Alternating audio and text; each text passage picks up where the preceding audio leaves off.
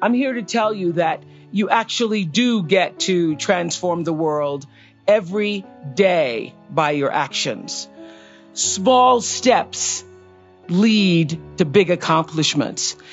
And I'm here to tell you that your life isn't some big break like everybody thinks it is. They're waiting on the big break. It's actually about taking one significant life transforming step at a time. So you can pick a problem, literally any problem. The list is long because there's gun violence and economic inequality, and there's media bias, and the homeless need opportunity, and the addicted need treatment, and the dreamers need protection. The prison system needs to be reformed. The social safety net needs saving. Misogyny needs to stop. And the truth is, you cannot fix everything. But what you can do here and now is make a decision, because life is about decisions. And the decision is that you will use your life in service. You will be in service to life, and you will speak up, you will show up, you will stand up, you will sit in, you will volunteer, you will vote, you will shout out, you will help, you will lend a hand, you will offer your talent and your kindness however you can, and you will radically transform whatever moment you're in, which leads to bigger moments. Because the truth is, success is, it's a process. You can ask anybody who's been successful. And so service is not just about when you're getting served. It's truly everything. So I started to ask the question, how can I use this show to not just be a show, but to allow it to be a service to the viewer? And that question of how do we serve the viewer transformed the show. And because we ask that question every single day from 1989 forward, with the intention of only doing what was in service to the people who were watching, it is why no matter where I go in the world, on any given day, somebody comes up to me and says, I watched your show. It changed my life. I've been watching since I was 5 years old until I went from DVR to VCRs to now streaming. People watched and were raised by that show. I did a good job of raising a lot of people, I must say. And that happened because of an intention to be of service. So I live in this space of radical love and gratitude. Truly, I feel the most beautiful life that you can imagine. I sit around trying to think of who could have a better life. And I will tell you, whatever you imagine my life to be like, I wonder what Oprah's doing right now. It's always 10 times better than whatever you think. It's true. And it's not because I have wealth, which is great. Money's fabulous. I love it. And I get a lot of attention. And that's also good sometimes. But it's because I had appreciation for the small steps, the seeds that were planted, the map and flow of my life that unfolded because I was paying attention. You have to pay attention to your life because it is speaking to you all the time. And the bumps in the road and the failures that pointed me in a new direction and led me to a path made clear. That is what I'm wishing for you today, your own path made clear. And I know that there is a lot of anxiety, a lot about what the future holds and how much money you're going to make. But your anxiety does not contribute one iota to your progress. I'm here to tell you. It does the opposite. Look at how many times you worried and you were upset and you didn't think you were going to make it through the block. I got that text a couple months ago. And here you are today. You made it. And I'm here to tell you that you're going to be more than okay. So take a deep breath with me right now and repeat this. Everything is always working out for me. I want to hear it. Everything is always working out for me. That's my mantra. Make it yours. Everything is always working out for me, because it is, and it has, and it will continue to be as you forge and discover your own path.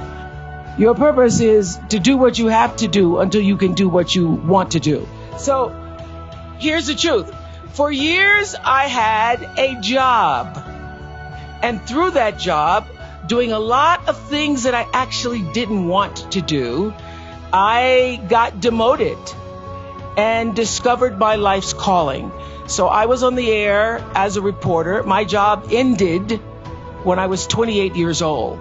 But I'd been working in radio, got my first job in radio at 16, was hired in television at 19. And it was a job because every day I felt like, I don't know if this is really what I'm supposed to be doing. But my father was like, you better keep that job.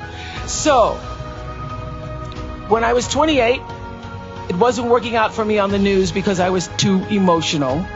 I'd go to cover stories and cry because people lost their houses or lost their children. I was told that I was going to be taken off the evening news and put on a talk show. That was a demotion for me at the time that actually worked out for me. So I would like to say that many times there are things that look like failure in your life. And I want to clear up, because for years at every graduation, I've said there's no such thing as failure. Well, it is. I've said it's no such thing as failure. It's just life pointing you into a different direction. It does. It indeed does. But in the moment when you fail, it really feels bad. And it's embarrassing. And it's bad. And it's going to happen to you if you keep living. But I guarantee you, it also will pass. And you will be fine. Why? Because everything is always working out for you. So I realized this when I was in the struggle of my life. I tried to build a network at the same time I was still trying to do a show.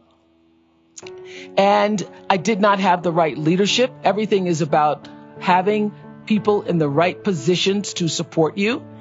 And so I had to take a good long look at myself when everything in the media, because all of my mistakes are on the evening news or the CNN crawl. I can't do anything privately. So in every news story, when every story is about struggle, I had to have a talk with myself and say, what is this really about? What is this here to show you? My favorite question when in crisis. What is this here to teach or show me? Jeff Weiner, one of my friends and founder of LinkedIn, says that failure is what's going to humble you. It helps you realize how fleeting success can be. At least traditional measures of success, because you realize that to some extent how it is just beyond your control, and you invest less in it in terms of the way you define yourself. Success in terms of achieving objectives, in terms of manifesting a mission, in terms of manifesting a vision, that's all good, especially if what you do can create good in the world. But to the extent that you start to define yourself through traditional measures of success, to the extent that that's your source of self-esteem, you're destined to be unhappy because you cannot control it.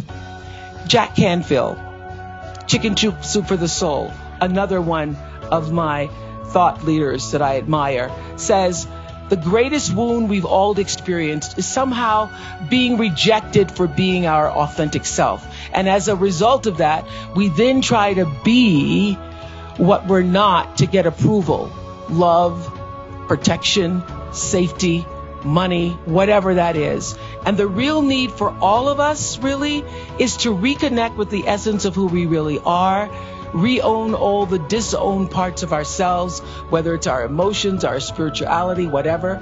We all go around hiding parts of ourselves. He says he was with a Buddhist teacher a number of years ago, and that teacher said, here's the secret. If you were to meditate for 20 years, this is where you'd finally get to. Just be yourself. But be all of you. So I've made a living, not a living, but a real life from being true to myself, using the energy of my personality to actually serve the purpose of my soul. And that purpose, I'm here to tell you, gets revealed to you daily. It is not just one thing. It is the thread that is connecting the dots of everything that you do. So when I first started television at 19, as I said, I was just happy to have a job. But later, through experience, trial, error, some failures, recognized that my true purpose was to be an inspiration and a force for good, to allow people to see the best of themselves through the work and the stories that we were able to tell. And so that becomes my legacy. Your legacy is every life that you touch. And that I repeat everywhere because it's true. It's not one thing, it's everything. And the most important thing is how you touch other people's lives. Every day you're carving out the path, even when it looks like you're not. All your actions are creating equal and opposite reactions, which is the third law of motion in physics. What you put out is coming back. How you think and what you do is already being done unto you. That is my religion. I live by that. You have to act as if it's possible to radically transform the world, and you have to do that all the time.